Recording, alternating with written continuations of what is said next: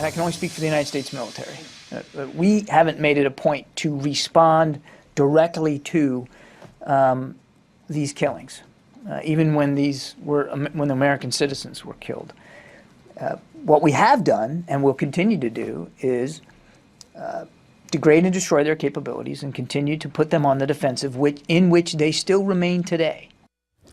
Alongside Miranda Khan, J.D. Hayworth back on America's Forum. Miranda, we just heard there from Rear Admiral John Kirby reiterating that the U.S. plans to, quote, degrade and destroy ISIS, but we, as national policy, still refuse to respond directly to ISIS, at least publicly, as they continue to execute hostages. Yeah, Jordan, on the other hand, has responded directly to the killings with retaliation. Overnight, they executed 2 terrorists after ISIS burned the Jordanian pilot alive, and more executions are expected. Joining us now for an in-depth analysis, Dr. Robert Rabil, Middle Eastern expert. He is here on our anchor desk, and we continue to be joined by Colonel Derek Harvey, Skyping in from Tampa. Professor, first to you. You speak Arabic, you read directly from publications, and I suppose from the ISIS website itself.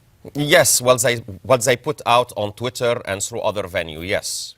And is there a way, I don't know how graphic their language is, but what is ISIS maintaining? What was the rationale for the brutality of the immolation of that pilot?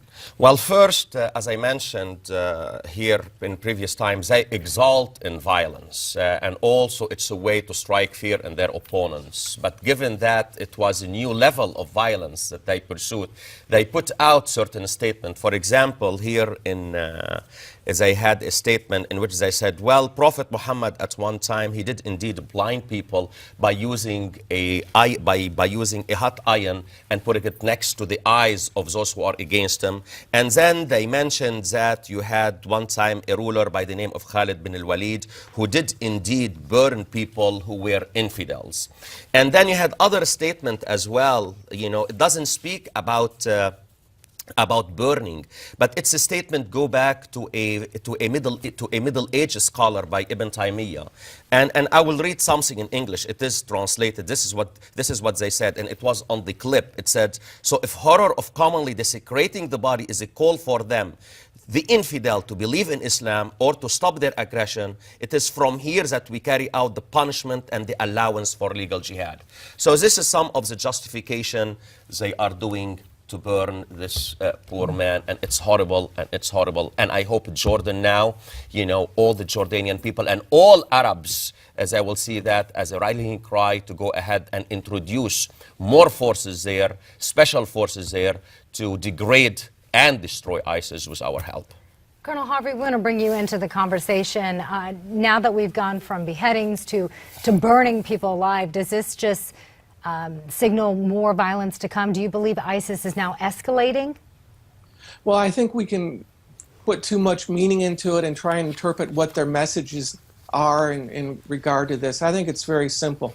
It was an eye for an eye, a tooth for a tooth construct. The video made that clear, associating the pilots in the American Allied Coalition Air Campaign hitting targets, and they showed the video of burned bodies in trucks and other burned structures, and then they showed the pilot coming out of the flames, and then he was later burned to death. This is just consistent. They mean what they say. They believe what they're doing, and we're going to see this type of thing, and we can't react to these incidents of violence. It's all horrible. What we have to do is focus on our interests and how we deal with the problem. To date, we have not had a sufficient strategy, nor the resourcing, nor leadership to take the fight to this organization and to build the coalition in a way that is meaningful. We already learned that the United Arab Emirates have backed out of the air campaign because of lack of U.S. commitment and resourcing to supporting the necessity of search and rescue operations and things like that to avoid another situation with a pilot being captured. Which brings me, Derek Harvey, to this question geopolitically. Does ISIS want to fully engage Jordan to try and grab more territory? And King Abdullah used to command the special forces there. Has ISIS bit off more than it can chew, or is it again dependent on American involvement? Well, JD, last July, they put out videos and statements saying that they are coming for King Abdullah, that they were going to liberate Jordan from this oppressor and a tool of the Western allies. That's the message. They've made that very clear. They're going to go after the king, they're going to liberate Jerusalem, and then Medina and Mecca. And they've been saying this for a long time, not just the last year, last 6 months, but going back a couple of years. Professor Rabil, Yes. as you know, burning bodies, cremation, that's against Islam. Yes. So is there going to be this huge backlash against ISIS from the Muslim community? Well, already I have heard a lot of statement against that, especially in Jordan. And you have a lot of statement of solidarity with the Jordanian people. And something here I would like to add, probably they use that means in a way so as to deepen the division in Jordan. Let's not forget, even the family of Muaz, the pilot, Right. Was not happy with Jordan fighting that war. But now what happened? It backfired on the strategy, and you have a lot of people, Jordanian, who were against Jordan's involvement. Now they are saying, listen, we need to avenge it, and we need to do something about it. And I really hope, and I hear our colleague, and I hope that the Arabs really will put more forces. And I don't like to see United Arab Emirates withdrawing at this time. Because the threat, you have to understand something. ISIS poses a threat to them more than us. So it is a threat to us, but also it is against them, and it's a serious one. And more so, I will speak about Jordan and Lebanon. You have a whole front in Lebanon, and they have been going into Lebanon into few towns. Brital, Arsan, Ras Baalbak, they have been in, and they hold 25 Lebanese soldier hostages. So really, this is where you need, a U.S.-led coalition, but at the heart of it, you need Arab forces and Arab ground forces. Derek Harvey, you said politics, to paraphrase what you said, politics is paralyzing the White House. A female hostage held by ISIS.